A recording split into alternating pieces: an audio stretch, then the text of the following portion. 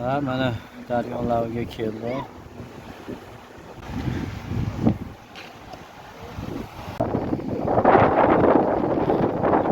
Mana yoz jazirama saratonida Sirdaryo sohiliga keldik. Xayroqom domoddiq zonasida buni qarang. Juda ham bir sokin bu suv. Traktor ham o'tib ketyapti. Toshkentskiy Xayroqom dachasi. Juda ko'p yurtdoshlar mana kelishgan. Issiqdan qutulishgan. Daryoni mavjlanishiga umuman gap yo'q. Sirda bir odam suvga tushsa, vaqtidan ochiladi. Gap